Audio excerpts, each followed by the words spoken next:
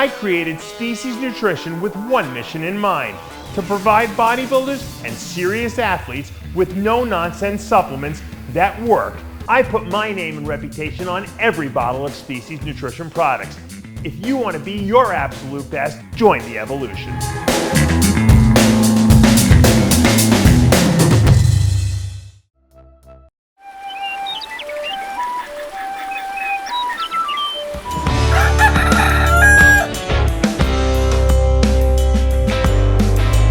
Welcome back to Muscle in the Morning. I'm Dave Palumbo, and today is Friday, March 24th, 2023. And let's find out what's going on in the world of bodybuilding and fitness.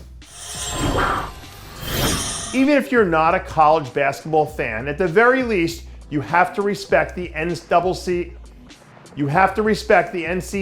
tournament, because there's always a chance that we see a Cinderella team defy the odds and do the impossible by knocking off a higher seeded team. And now that Samson Dauda has an Arnold Classic title on his resume, he's about to find out firsthand what it's like to have all the Cinderellas gunning for him on the big stage.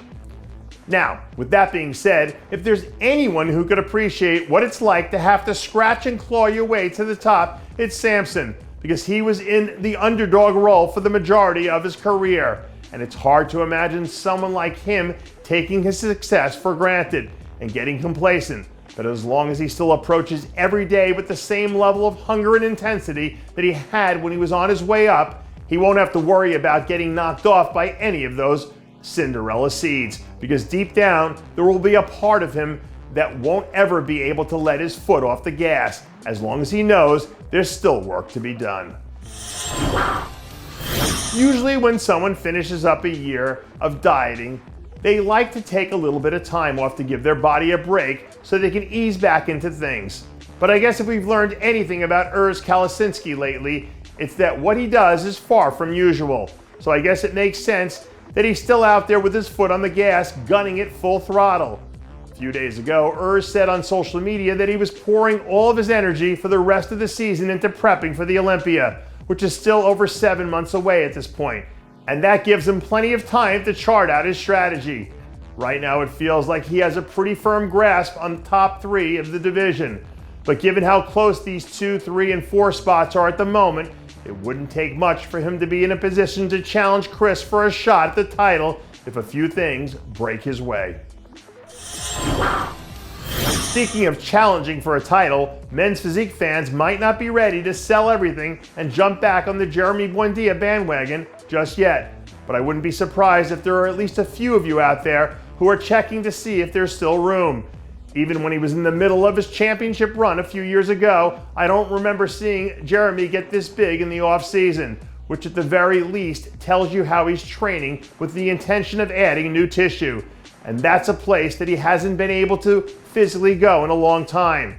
Now, does him attempting to dip his toe into the water have any real significance on what happens with the rest of the season? No, probably not.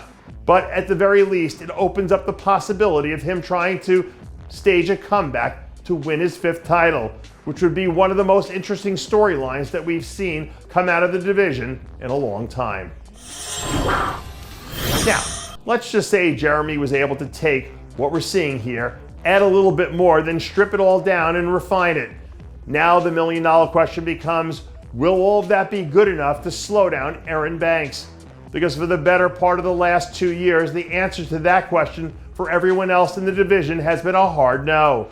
All things considered, his win at the Arnold was probably the most impressive thing that we've seen him do on this run, when you consider the fact that he basically had to be on some form of contest diet for almost 15 straight months in order to pull that off, which is nuts when you consider the toll that can take on a person's body.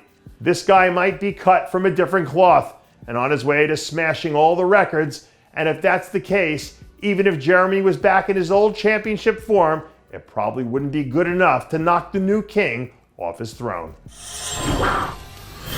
And that does it for yet another edition of Muscle in the Morning.